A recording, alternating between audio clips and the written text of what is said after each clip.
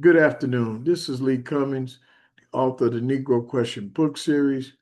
I'm doing a lesson today, just a brief 25, 30-minute lesson. I'm trying to squeeze it in there on the Jubilee, which is called Pentecost, which is also called Shaboah, uh, and which is also called the Feast of Weeks. And we're going to show you that when Gabriel showed up in the 9th chapter of Daniel, and gave Daniel the 70-week prophecy. This prophecy would bring you the math part of the prophecy would bring you to the birth of Jesus. We're going to prove that he was born in 6 BC, not based on YouTube, not based on Google search, but based on what the angel Gabriel told Daniel. Now, it has been recorded in the book of Daniel that Gabriel is the spirit of truth, and God told Gabriel, He said, "Make this man to know that which is written in the scriptures are true." And then in another place, when Zechariah, the father of John, didn't believe the message that Gabriel brought, he told him, he said, "Listen, man, I'm Gabriel, and I stand in the presence of God." So I want y'all to, this is a two-part lesson. Part of the lesson deals with the history prior to the 70 weeks that was given Daniel. We're going to show you. When Judah went into captivity, it was prophesied by the prophet Jeremiah that Israel would be in captivity for 70 years. And when the 70 years had expired, Daniel began to inquire. And now we'll bring it in, we'll bring the lesson in from this point. Let's go down to 2 Kings, the 23rd chapter, in verse 36. And it reads, Jehoiakim was 25 years old when he began to reign, and he reigned 11 years in Jerusalem. And his mother's name was Zebudah, the daughter of Pedalah of Rumah. He did that which was evil in the sight of the Lord, according to all that his father had done. Now check this out. 2 Kings, the 24th chapter, the first verse reads, In his days, Nebuchadnezzar, king of Babylon, came up with Jehoiakim, became his servant 3 years. And if you're out there, you could put a date on this, 609 BC. So in 609 BC, Judah, Benjamin, and Levi became a vassal state to Babylon. So in the Lord's mind, this is when the captivity began. It began the moment that Judah came under the hand of the Babylonians. This is 609 BC, and I want you to circle that date. It's going to become relevant in the future. 609. Remember that. It says he became his servant for 3 years. Then he turned and rebelled against him. So all you do, real simple math: 609 minus 3. He rebelled in 606 BC. In verse 2, and the Lord sent against him the bands of the Chaldees, and the bands of Syrians, and bands of the Moabites, bands of the children of Ammon, and sent them against Judah to destroy it according to the word of the Lord, which he spoke by his servant the prophets. I'm not reading all this. But Jehoiakim gets taken captive down to Babylon. Now, this is the thing. You know, the establishment is not going to let us have all these artifacts that depict these people in their true likeness. So the only thing that I could come up with to prove the historicity of King Jehoiakim was a seal. Now, this seal that I'm going to use, and we're going to take a look at Jeremiah, the 36th chapter, and the 10th verse. Jeremiah 36 and 10. This seal that's before you is the seal of Jehoiakim's servant, Jemiah. How do you pronounce this? His name is Jemariah. But you can see, I don't know if you can read, if you're out there and you can read ancient Aramaic, Hebrew. This is the alphabet of our fathers, and you can see. Well, I guess you can't see But anyway, that's kind of funny. Anyway, you can see the Gamil, the Resh, the Mem, the Resh, the Yod, and the Het. So here his name is pronounced, what's his name pronounced? Germa, I think it's Gemariah. It's Gemariah, but because that Het is on the end, the Ashkenazis give it an invisible K sound or invisible CK sound. So it would be Gemariah Ka, Gemariah Ka, or Kaha. But we just simply say Gemariah, Gemariah Ha. Anyway, and if you look at the bottom, the Beth and the Nun, which is BN, which means son, Balna, Benny, son of Shiphan. Well, let's go see if this person was the son of Shaphan. So I'm going to go read Jeremiah 36th chapter. In the 10th verse, it says, Then read Baruch in the book the words of Jeremiah in the house of the Lord, in the chamber of Gemariah, the son of Shaphan, the scribe. And so look, so lo and behold, this appears to be an authentic seal of Jehoiakim's scribe, Jeremiah, or Jeremiah. It almost sounds like Jeremiah. It's starting to trip my tongue up. But anyway, let's move on. Let's move on to 2 Kings, the 24th chapter, in verse 1. 2 Kings 24 and 1. Remember, we're just doing the building part of the lesson, the background part of the lesson, because a statement was made to me. A question was actually asked. It was more like a question than a statement. Where are you getting these numbers from? Because I've done the 70 weeks. When I do the 70 weeks, I try to simplify it for the people that's in the audience. So the question is, well, what's the backdrop for these numbers? So that's the reason why I'm adding the history part of the lesson first. So let's go to, we're going to 2 Kings 24 and 1. 2 Kings 24 and 1. 2 Kings 24 and 1. 2 Kings 25. Here it is right here. And it says, well, we did that scripture already. So we don't have to do that. So now let's do this. Let's go down to Jeremiah, the 25th chapter, in the 9th verse, because what we want to see now is we want to take a quick, hard look at this captivity. Now, Judah, Benjamin, Levi, and any straggler tribes that are left behind, they get taken captive. Well, guess who's in the net? They got caught in that same net. It was Jeremiah the prophet. So while he's down there prophesying, the Lord gave him a word concerning the captivity. Jeremiah 25 and 9. I have to read a little bit, so bear with me. Behold, I pick up at verse 8. Therefore, thus saith the Lord of hosts, behold, you have not heard my words. Behold, verse 9, I will send and take all the families of the north, said the Lord, and Nebuchadnezzar, the king of Babylon, my servant, and I will bring them against this land and against the inhabitants thereof.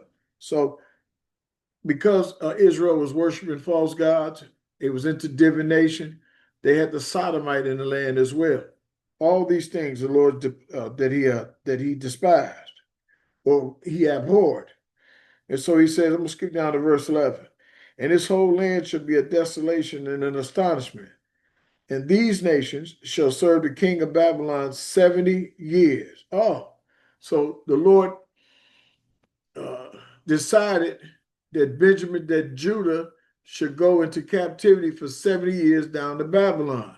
And you're going to see when we get down to the book of Daniel, these 70 years become 70 weeks times 7 years. Verse 12. And it shall come to pass that when 70 years are accomplished, that I will punish the king of Babylon and that nation, saith the Lord, for their iniquity, and the land of the Chaldeans, and will make a perpetual desolation. So this is where the 70 years come in, where the Lord declared this against the house of David. Now I want to go again. We're presented with the same issue or the same problem. The establishment will not allow us to have the authentic images of the prophet Jeremiah. So what we're left with is a seal of his scribe Baruch or Baruch, and I think it's in Jeremiah 36:4. We go back to Jeremiah 36:4 and see if this Baruch is a authentic person. It says, then Jeremiah called Baruch, the son of Neriah, and Baruch wrote from the mouth of Jeremiah all the words of the Lord, which he has spoken unto him upon a roll of a book. And I want to skip down because I found this interesting. Verse 17.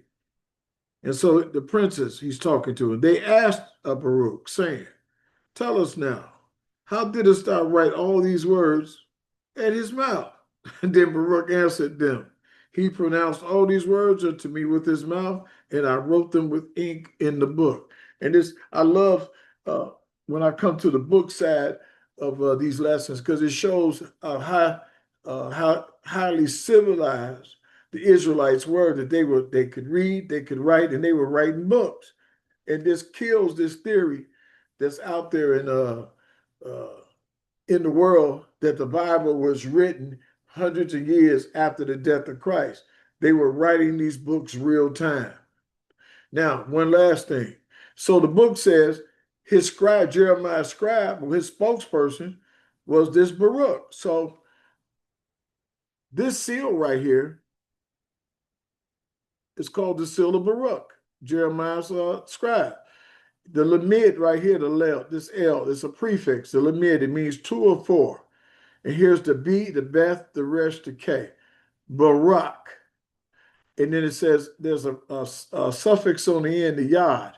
Me or my, me. I'm Barak. And then here, the Beth, again, the Beth is scratched out. This is an ancient seal. Beth Nun, which is Bona or Beni, which means son of Nun Resh Yod, Neri. So let's see, here it is. In verse 4, it says, then Jeremiah called Baruch, the son of Neriah. And here we have it again. And we have an added bonus on this seal, because on this last register on the seal, it says hey, which is a prefix that means the. And then it says sapar, S-P-R, samak, P-Pay, resh, which it has two meanings. One is book, and the other one is scribe. It's just like, it's like one of the most amazing seals that I've ever seen that prove the historicity of the King James Bible. Now check this out. What I tell people is, if you cannot read Aramaic Hebrew or the original Hebrew, you can purchase this book from me. I just published this book. It's called Genesis Volume 1. It's a 6-column book that'll teach you how to read, write, translate, and speak Hebrew. It's a 6-column book. It's an interactive book. It has QR codes all over it. It'll take you to videos. Some of the QR codes bring you down to the classroom with me. But getting back to the lesson. Now, there's proof. I'm going to read this to you. You can read it yourself. In London's British Museum, there's a baked clay tablet just under 3 inches inscribed in cuneiform writing, wedge-shaped characters, that records the activities of King Nebuchadnezzar between the years 605 and 594 BC. In the entry which deals with the 7th year of the king, it is mention is made that in the month Kislevu, the king of Akkad, Nebuchadnezzar, marched his army to Hadiland, Syria, Palestine, and encamped against the capital city of Judah. On the 2nd day of the month, Adar, he captured Jerusalem and its king. He appointed a new ruler, Zedekiah, and took heavy tribute. And this is exactly what the biblical record said that he did. He took Jehoiakim, and they set up Zedekiah. But this is an image of King Nebuchadnezzar in the Tower of Babel that I took from the Smithsonian Channel. And the reason that there's an outline is because the image of Nebuchadnezzar was sketched into the mountain, onto to the rock, so you could barely see it. But you can see this is one of the few images of Nebuchadnezzar that the establishment allows us to have. And you can see how he's depicted. Now, also, uh, uh, I have presented here images of the ancient Israelites taking tribute money to the king, a king of Assyria, Sennacherib.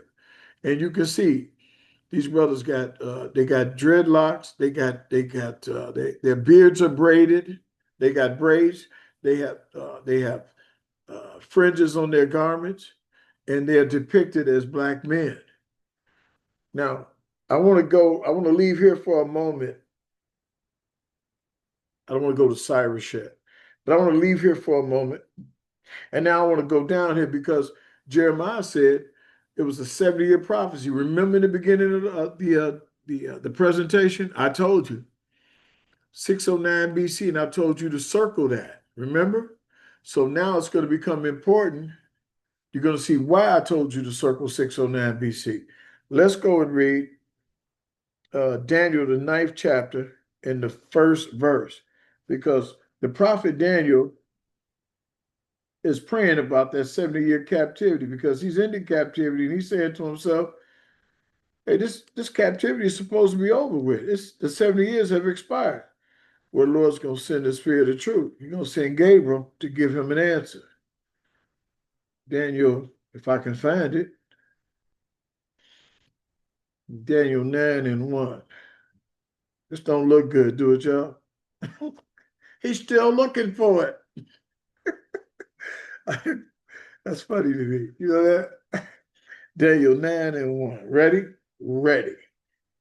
So I'm going to pick this up at Daniel 9:1. We did I just want to give you a little history, a little backdrop, a little background information so you can see where these numbers came from.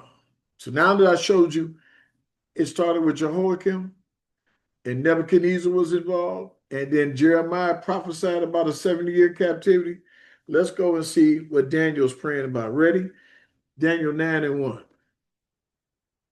In the first year of Darius, the son of Ahasuerus, of the seed of the Medes, which was made king over the realm of the Chaldeans. In the first year of his reign, I, Daniel, understood by books, more than one book, the number of the years whereof the word of the Lord came to Jeremiah the prophet, that he would accomplish 70 years in the desolations in Jerusalem. Did you get that? So he's doing what smart people do. He read the script and he said, hey, wait a minute. The 70 years should be up because Daniel was praying in 539 BC. I want somebody out there.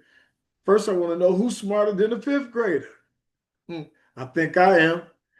Take 609 BC and subtract 539 BC from it. And tell me what number you get. Well, the only way you could do that is if I had a QR code, but I didn't do that. So 609 BC minus 539 BC equals what? 70 years. Something fascinating that took place at the end of those 70 years. This is when Cyrus the Great, the Persians, took over the Babylonian Empire. The same exact year. Now, let's see what Daniel was praying. That was verse 1, right? I'm going to skip down to verse 2. In the first year of his reign, I read that already. Okay, let's skip down to verse 21. I did this lesson like 4 times. I'm excited to do it the 5th time. I'm bugging, right? Anyway, verse 21. Yeah, this is what he said. Yeah, while I was speaking in prayer, even the man Gabriel, whom I had seen in the vision at the beginning, being caused to fly swiftly, touched me about the time of the evening oblation. I'm going to read this one anyway because I like it. 22. And he informed me and talked with me and said, oh, Daniel, I am now come forth to give thee skill and understanding. This is the Holy Ghost job. He's not supposed to make you foam at the mouth, fall over chairs. He's supposed to make you wise. Verse 24. Now remember, I told you, I think in the middle of the presentation, I said these 70 years are going to become, they're going to become 70 weeks of 7 years. And we're going to take a look at this.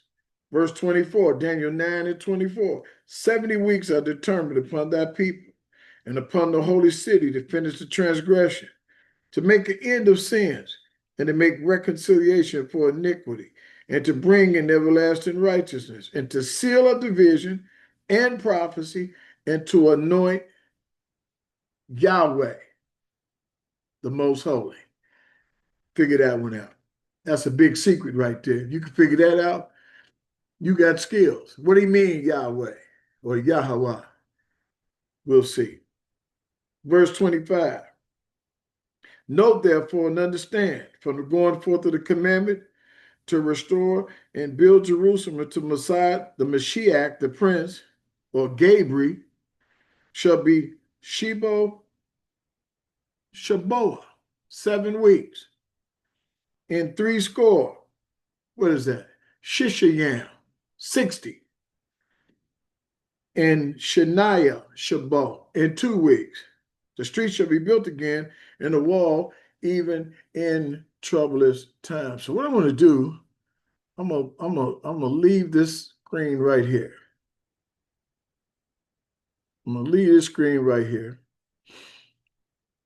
and I'm gonna come over here. I did some math for you. I already did the math, so I wouldn't freak out while I was doing the lesson and blow the mission and have to do it all over again. You don't know how that is, church. Now listen. So the angel said, this is what Gabriel said. 70 weeks of the tonight, I don't want that. I'm going to go down to 25. He said, know therefore and understand from the going forth of the commandment to restore and build Jerusalem unto the Mashiach, Messiah the Prince, shall be 7 weeks. And so you can see right here on this Excel spreadsheet, I've already done the math. So these 7 weeks are 7 weeks times 7 years. It equals 49 years. Now the decree the decree that went forth to restore the streets and the walls was by Artaxerxes in 457 BC. You can fact check that. 457 BC. So if I take the 457 BC, it said 7 weeks. 7 times 7 is 49. 457 minus 49 is 408. So I'm gonna show you 2 ways to arrive at the number. And really, these numbers are designed to show you when Yeshua or Jesus is going to appear on the world scene as a full-grown man. Because remember what the angel said. He said, so then he says, it says, from the going forth of the commandment, in verse 23, 25, from the going forth of the commandment, to restore and to rebuild Jerusalem until Messiah the Prince, until Jesus, or the one they call Yahweh, because remember, he put on flesh and dwelt amongst men, and it is written in the law, no man have seen the Father at any time. Let me stay away from that. Let me stick to this. So now it's 408. Now we got another set of numbers that the angel gave us. He said it's going to be 7 weeks, 3 score. A score in antiquity was 20. So 3 times 20 is 60, or in Hebrew, you would say shesha shish yam. Shesha yam or shish yam. 60. And then he said in 2 weeks. So a 2 is shana or shane. Shane. So 62 Shabbat, 62 weeks. So what's 62 weeks times 7? Here it is. I go down here. 62 times 7 years equals 434. So I subtract the 434 from the 408, and lo and behold, guess what I got? 26 AD. That is the year that Yeshua, or y'all call Jesus, is going to show up on the world scene as a full-grown man, as a 30-year-old man. We're going to prove that to you. Now, that's the first way you could do the math. This is the most simplistic way. You see, the Bible says, the Lord told the prophet Habakkuk, he said, write the vision on tables and make it plain so that he could run that readeth it. So I just made it plain. I'm gonna take you another route. There's two ways to do this. Now check this out. So you know we got the 7 weeks, right? So instead of multiplying the 7 weeks 7 times 7, I'm just gonna do it from the week perspective. I'm gonna add up my weeks. So 7 weeks plus 62 weeks is what? 69 weeks. So then I'll take my total 69 weeks and multiply by 7 years. 69 times 7 is 483. And then after that, I subtract out the year that the decree went forth, and lo and behold, 483 minus 457 gives me 26 AD again. I'm on the roll, y'all. I am on the roll. Now check this out. Now what I want to do is I want to see the first year. Okay, then how do I know? All right, let me slow down because I'm excited. Jesus is a 36-year-old man in 26 AD, according not to Google, not to YouTube, but according to Gabriel, the spirit of truth. Now check this out. How do I know he was born in 6 BC? Well, I hid the screen up here. I hid these up here from you because I didn't want you to see what I was doing. Because if you saw what I was doing, where is it? Unhide. I hid the cells. Now, watch what I do. Now he was born, he was a 30-year-old man in 26 AD, right? So what did I do? I'm gonna get rid of this right here because this is making me look bad. Let me get rid of this. Give me a second, y'all. Clear contents. Okay. 26 AD, he's a 30-year-old man, right? Equals, we're gonna put this in here, equals 30 years old. Now check this out. Instead of me, I added the entire 26 AD. So instead of me, I could have did it this way. I could have said 1 AD, 2 AD, 3 AD, 5 AD, 10 AD, 20 AD, 26 AD. Instead of me doing all that, I simply added the 26 AD here. Then I did my count backwards. Now, I'm going to let you all in on a little secret. You saying somebody, because some of you guys are sharper than me. You're saying, well, you missed 1 BC and you missed the 0. Well, in antiquity, the Romans, the 0 was not calculated. And so when they went down, they did their count from 6 BC. It went 6 BC to 5 BC, 4 BC, 3 BC, 2 BC, and it went straight to 1 AD. 2 AD, 3 AD, 15 AD, 20 AD, 26 AD. So what did I do? Once I got this number right here, I said, okay, 6 BC to 5 BC is 1 year. 5 BC to 4 BC is 1 year. 4 BC to 3 BC, 1 year. 2 BC, 3 BC to 2 BC, 1 year. This is 4 plus 26. So I said, okay, let me add these numbers up. Let's see what I get. Gave me 30. So this is how I was able to determine that he was a 30-year-old man in 26 AD, and it also gave me his birth date, that he was actually born in 6 BC. This is some real simple math. Check this out. So, hey, well, stop doing that. So he's born in 6 AD, 6 BC. 6 BC also was a Jubilee. And you say, well, how did you arrive at that? I should do a part 2 for this. I will do a part 2 for this. I'll give you a synopsis right now. What I did was, I knew that the first Jubilee was given to Moshe in the wilderness. In fact, I'm going to go read that just briefly so you can see it. Leviticus 25. Leviticus, the 25th chapter. Moses is given the Jubilee. Check this out. This is real intense, right? I'm feeling this. Leviticus 25 and verse 8. And thou shalt number 7 Sabbaths of years unto thee. 7 times 7 years, that's 49. And the space of the 7 Sabbaths of years shall be unto thee 40 and 9. What is that? Arbeam and Tasha.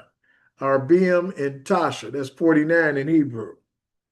Then shalt thou cause the trumpet, shofar, of the Yobal, the Jubilee. The verse was there. The sound of the, wait a minute. Then shalt thou cause the trumpet of the Jubilee to sound on the 10th day, Asheram, day of the 7th month. Shibi Hadash, 7th month. In the day of atonement, or you might say Yom Kippur. Shall you make the trumpet to sound throughout all your land? Watch this now. Like Muhammad Ali used to say, keep the cameras rolling because I'm fast. I like that. Verse 10, and you shall hallow or sanctify the 50th year. What is 50? Well, you Sunday folk call it Pentecost, 50. But 50 in Hebrew is Hamishim. But in this particular instance, the 50 that they talking about is Shaboah, the Jubilee. Now watch this. It says, verse 10, and you shall hallow the 50th year, proclaim liberty throughout all the land, and to all the inhabitants thereof. It shall be a jubilee unto you, and you shall return every man into his possession, and you shall return every man unto his family. I'm going to read it again in verse 13. In the year of this jubilee, you shall return every man unto his possession. Some of y'all ain't going to like what I'm about to say. Some people are going to rejoice, though. The Dutch that's in, remind me, don't show again. The Dutch that's in South Africa got to go back to Sweden or Dutchland. The Italian has to go back to Italy. The German has to go back to Germany. The Russians that are in America got to go back to Russia. The Anglo-Saxons in America have to go back to Germany, north of Germany, by the southern shores of the Baltic Sea. Everybody got to go back. The so-called Negro in America, he thinks he's not from here. He's going to have to make a determination. Where is he from? He's going to have to go back to the land of Canaan. I know somebody out there heard me say that, and I bet you said, what is he talking about? Keep the cameras rolling. Now check this out. So we have just showed you how to calculate the correct birth year of Jesus. And I hope somebody at the Vatican weighs in on this lesson, because the Vatican knows that what I'm saying is true. And I'm gonna show you another scripture before I close this out that's gonna prove that that Jesus was born in 6 BC. Let's go to Luke. I don't need my notes for this. I messed this lesson up like 4 times. I could probably do this lesson while waking up out of my sleep. You know, I made four videos that I had to delete. That's how bad it was. Anyway, Luke, the 2nd chapter. Now watch this now. Like I said, keep the cameras rolling. You ready? It says, and it came to pass in those days that there went out a decree from Caesar Augustus that all the world should be taxed. All what world?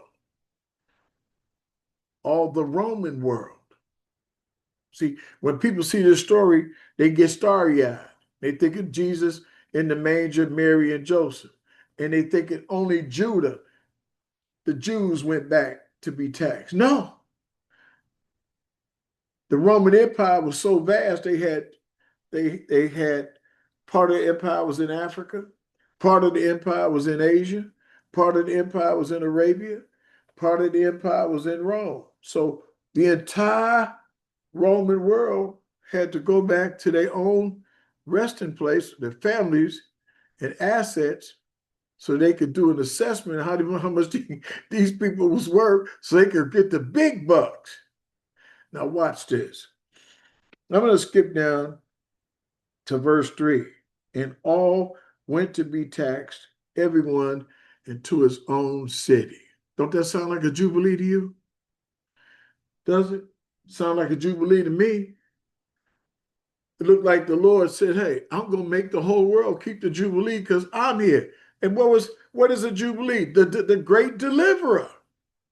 He was being born. It was in 6 BC. Now I'm going to hit you with something. You can fact check me. Take it to your preachers and take it to them guys who you hold in high esteem in these camps. I'm going to read you something from Luke, the 3rd chapter. Now in the 10th year, no, in the 15th year of the reign of Tiberius Caesar, Pontius Pilate being governor of Judea, and Herod being tetrarch of Galilee, and his brother Philip, tetrarch of Iturea, and of the region of Trachonitis, that sounds bad, and Lysimeus, the tetrarch of Abilene. Now check this out. All 4 of these men have something in common you wouldn't believe. You wouldn't believe it if I didn't tell you. Watch the numbers. Pontius Pilate began his reign in 26 AD. Philip the Tetrarch began his reign in 26 AD. Lysimeus the Tetrarch began his reign in 26 AD. Now, what about Tiberius Caesar? Is he 26 AD? Of course he is. He was forced, his story is actually interesting. He was forced to marry Augustus Caesar's daughter in 11 BC. But the book said he reigned 15 years. He co-ruled with Augusta. And then when Augusta died, he took sole rulership in 26 AD. Now, remember what the book said? Remember what all this math that I did? That Yeshua, Jesus, came through Mary's womb, born as a flesh being in 26 AD. And I said he was a 30-year-old man in 26 AD. I said that, didn't I? Let's slide over to, we're in Luke, where we at? Luke, the 3rd chapter. And let's read verse 23. And Jesus began to be about 30 years of age, being as was supposed, the son of Joseph, which was the son of Heli. I told y'all, this is perfect. Everything led you to what? 26 AD. And he was a 30-year-old man in 26 AD, not according to me, but according to the angel Gabriel. In Hebrew, Gabriel means chief or prince. Y'all understand? Now listen, I don't think I left anything out of this lesson. I did leave some things out of the lesson. I'm going to turn that into another lesson. But the thing that I want you to understand is, I forgot to do, you know what? I'm going to stop right here. I'm going to go with this. So this is what I like to say in conclusion. But you know what? I'm not going to do that. I got an artifact that I want to show you all. It's extremely important. And this has very little to do with the lesson, but this is like, this is one of them things where you, when you learning something and then you get somebody throw you a diamond on the side just because you showed up. So I'm going to do that to you today. Now, remember, Herod was in that number that and his reign started in 26 AD. And we didn't really get to talk about Cyrus a lot. You know, Cyrus was the one that took over the kingdom in 539 BC. But I'm going to say this, according to the Jewish historian Josephus in his book, The Antiquity of the Jews, the ancient Persians were descended from the ancient Elamites, who were descended from Elam, the son of Shem. Now check this out. This means that the Persians who ruled the entire world were Hebrews, but not Hebrew Israelites. Some of you people out there, somebody should know that that's almost like a riddle. It is a riddle because the Elamites were not the seed of Jacob, but yet they were Hebrews. Here's an image of some Persian soldiers, Elamites, that I took from the Persepolis of Iran off the wall. and you can see what Shem's seed looked like. Now, this is the reason why I didn't want to end the lesson. You know, I told you about Herod and how he uh, he was set up in Jerusalem in 26 AD. Well, here's an image. Now, Herod was an Edomite. He was a puppet king. He was not the seed of David, and he was not an Israelite. But he had a grandson by the name of Aristobulus. I took this image from the handbook of the biblical numismatics. His father was an Edomite and his mama was a Levite. If you can look at this, he got a matted up afro with braids. If you see the nose and the lips on this dude, I don't know what you can say besides this guy got serious Negro features. So what we have before us is a mix of two twins, Esau and Jacob, and look what color the man is. This is Herod's grandson, y'all. And I'm going to say that, and you're going to say, well, what do you mean? There's no way that the people in Jerusalem could be Edomites. They don't look nothing like Herod's. This is Herod's grandson. They don't look like him. Now, I'm going to read this little piece down here for you in conclusion. Now, the grandson of King Herod, the Edomite puppet being placed in Judea by Tiberius Caesar during the preaching of Jesus/Yeshua. Aristobulus' mother Miriam, descended from the tribe of Levi, and was a descendant of the high priest Aaron. So this is what a Jacobite and an Edomite would produce. It would produce simply another black man. Now, in conclusion, let me see if we'll conclude this. In conclusion, I want to say, I want to thank you for your time. And you know, I got this little catch thing that I do at the end of all my lessons. I expect to cross the finish line. So I'm going to see you at the finish line. You have a good evening.